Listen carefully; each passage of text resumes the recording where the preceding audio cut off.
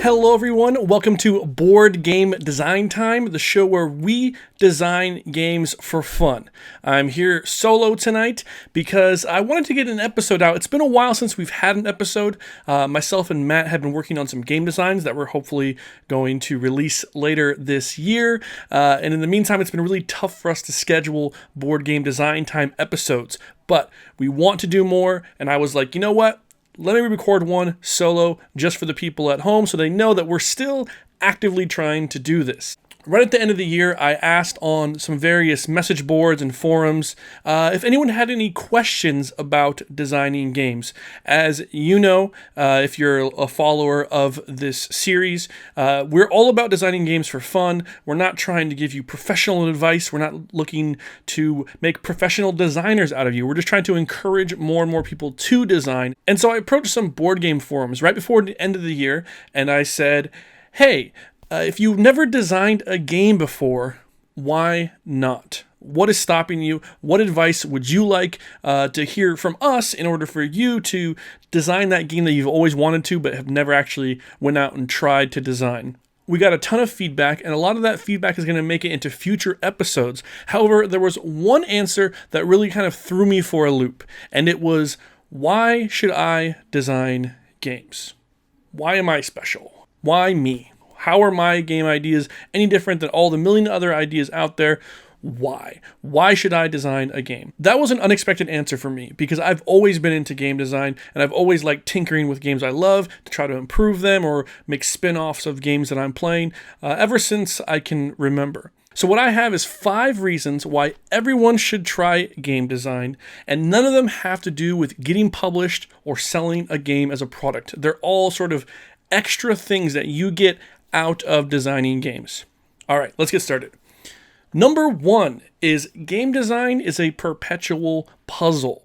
When you design a game, you are giving yourself challenges to overcome, and it's never ending. Every single game design you come up with is another opportunity to figure out the puzzle for getting that game mechanic to work with this game mechanic, or finding mechanics that really resonate with this theme. One of my favorite things about game design is every time I sit down to do one, I'm creating a puzzle for myself, and then I get a chance to solve it. So I create a puzzle, solve it, create another puzzle, solve that puzzle, so on and so forth. It's perpetual. Even if the game never actually gets made, you still have a chance to solve it, at least on paper. So that challenge of continually creating a puzzle that you then get to solve is one of the things that I love most about game design.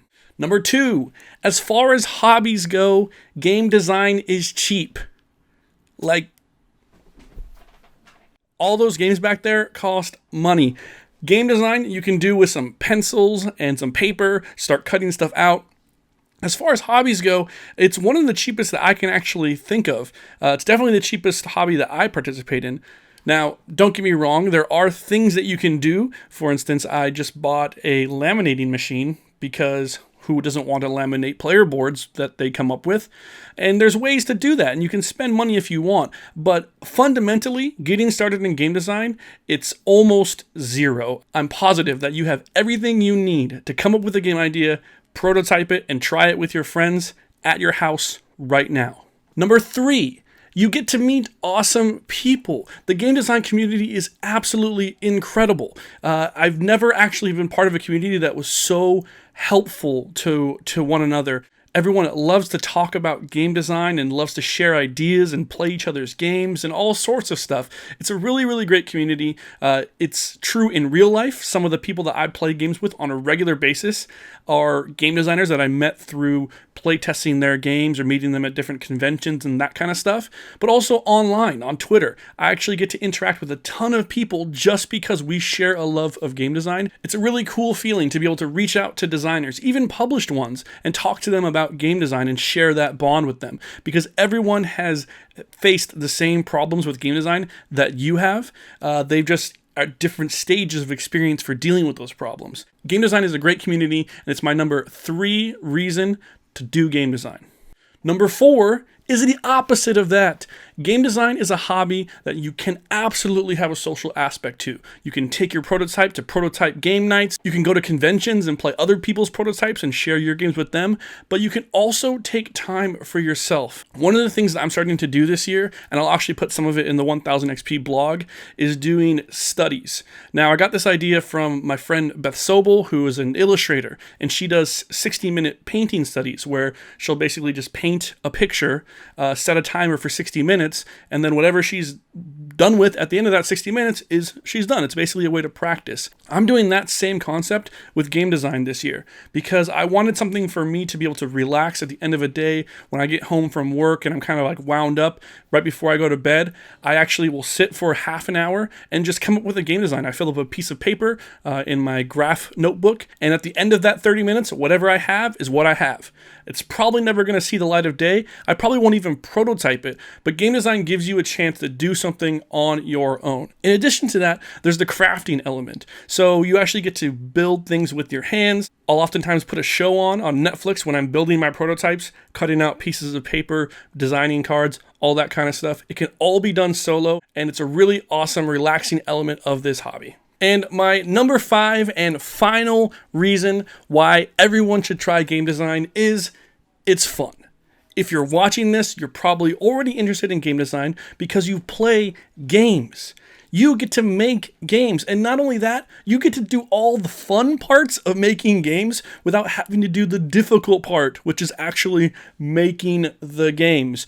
You and your friends can spitball, throw ideas out there, do an NFL pitch fight like me and Matt did in our last episode, and you can just do sorts of weird things and try out different stuff. You can make a hack or an expansion for a game you love, make a sequel to a game you hate, trying to improve it. All those types of things you can do, and there's no one to stop you. That's why we do this show. Our tagline is designing games for fun because we really feel that it's a great hobby, even if you never have any aspirations to ever get your game published. Game design is a fun hobby. It's cheap. It's a perpetual puzzle that you can do in groups and in social gatherings, and you can also do it solo. So those are my 5 reasons why everyone should try game design.